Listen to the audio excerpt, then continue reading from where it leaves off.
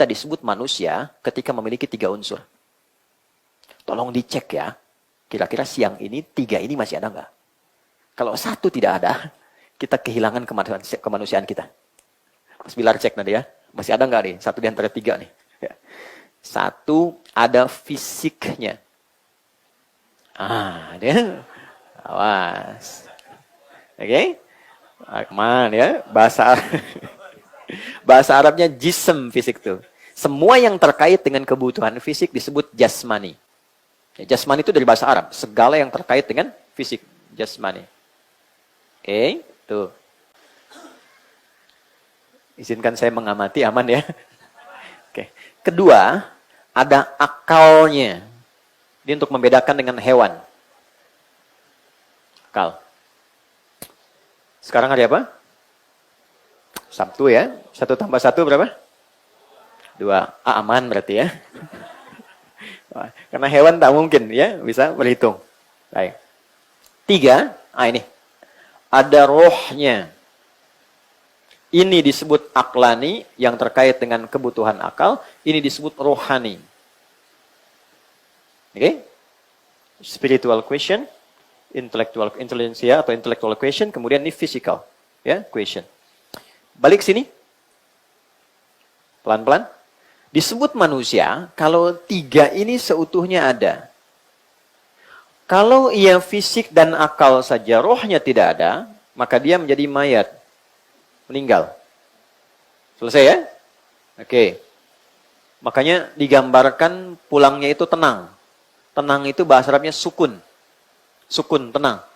Makanya dulu ada orang Jepang yang bikin Dragon Ball yang kemarin satunya meninggal itu ya. Ya. Itu kalau Son Goku mengkamehameha Piccolo dan mati, kan ada bulatan di atasnya gitu ya. Nah, itu secara fitrah memang muncul. Ya, sukun, pengen tenang gitu pulangnya. Nah, itu selesai.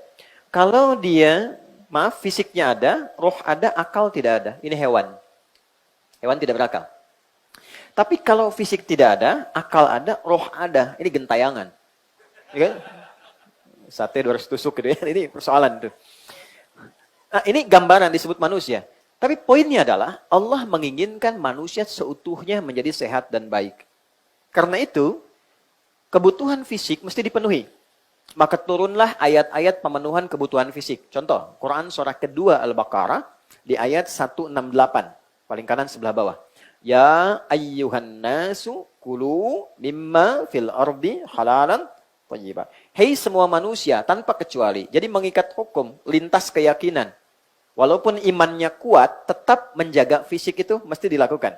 Kata Allah, hei semua manusia, kalian silahkan berikhtiar, bekerja untuk bisa makan. Makan kebutuhan pokok. Untuk apa? Fisik. Tidak makan, bisa lemah, sakit, meninggal.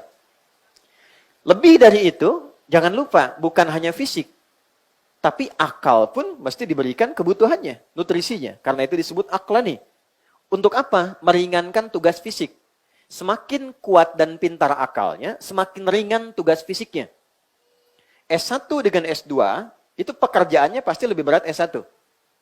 S2 lebih ringan. S3 lebih ringan lagi. Jadi semakin banyak ilmu walaupun tanpa gelar, itu meringankan tugas fisik.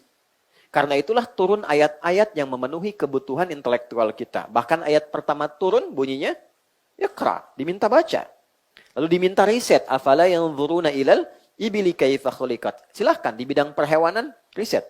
Langit dan bumi, inna fi khalqis samawati wal ardi wa ikhtilafil laili wan nahari la ayatin liulil albab. Siapa ulul albab itu? Alladzina yadhkuruna Allaha qiyaman wa qu'udan wa 'ala junubihim wa yatafakkaruna fi khalqis samawati wal ardi. Orang yang senang meriset berbagai hal bahkan di langit dan di bumi. Itu sifat standar orang Islam sejak bangun tidur.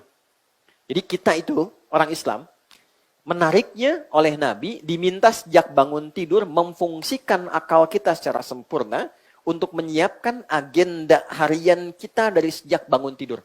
Itu ada di Sunan Abu Daud, nomor hadis 1367, riwayatnya sahabat Ibnu Abbas radhiyallahu taala anhuma. Itulah sebabnya kenapa sholat pertama disebut subuh. Dari kata asbah. Artinya orang yang sudah siap dengan agenda yang akan dia kerjakan. Jadi orang Islam tuh kalau bangun, dia sudah jelas jam 7 mau kerjakan apa. Jam 8 mau lakukan apa? Jam 12 ada di mana? Terukur hidupnya. Menjadi muslim itu pasti pintar. Tidak ada catatan sejarah yang menunjukkan orang-orang bahkan di era Nabi menjadi Islam itu kehilangan intelektualitasnya. Tidak ada. Semua bertambah pintar. Ya, teman-teman yang akhwat, yang perempuan, kenal nggak dengan Abdullah bin Mas'ud? Kalau kenal saya pulang ya. Kenal. Oke. Itu ada sahabat Nabi, Abdullah bin Mas'ud, menguasai bahasa Persia cuma dalam 3 hari setelah masuk Islam. Ya, Abdurrahman bin Auf itu jadi pintar di ilmu manajemen setelah masuk Islam. Valuasi dari aset yang ditinggalkan, itu saya pernah riset, dan serius risetnya diuji 15 profesor, itu mendapatkan hasil 72.000 triliun. Setelah masuk Islam. Jadi semua aspek. Meningkat kepintarannya itu. Bilal tidak pernah cemburu dengan hartanya Utsman. Sepeninggal Nabi, itu pernah ditawari posisi hakim agung. Tapi beliau menolak dengan kejeniusannya itu. Karena apa? Sudah menyimpulkan bahwa saya pilih passion saya itu di tenaga. Utsman ibadah dengan harta, Ali dengan ilmunya, Abu Bakar dengan kedudukannya. Saya pilih tenaga. Ketika saya adzan, Allahu Akbar, Nabi komen, langsung saya like. Saya subscribe itu kan. Apa komen Nabi? Saya dengar suara tapak kaki Bilal di surga. Saya adzan aja udah ke surga. Ngapain saya keras kerja kayak Utsman katanya. Tapi Utsman kan pilih passion yang lain. Ya kan? Beliau pilih menggunakan hartanya. Tapi singkatnya berubah kadar intelektualnya. Jadi Islam itu ada ayat tentang riset. Ada ayat tentang analisis pasca kejadian. Sebelum kejadian. Minimal baca. Jadi kalau ada orang mengaku muslim. Sehari nggak baca. Itu rendah kadar keislamannya. Kita itu umat riset, umat baca. Ya. Tapi juga mesti seimbang. Maaf, mesti seimbang. Intelektual diisi, jasmani diisi, rohnya diisi. Kalau enggak gelisah. Dan ini yang paling bahaya. Orang sepintar apapun, hartanya banyak, fisiknya bagus, hatinya tidak mendapatkan nutrisinya, kegelisahan tinggi, ujung-ujungnya nanam cabai, Pak. Ya. Ngapain kumpulin harta banyak-banyak kalau cuma buat akhirnya pergi ke daerah, nanam kangkung, nanam cabai, hanya untuk memenuhi kebutuhan rohnya saja.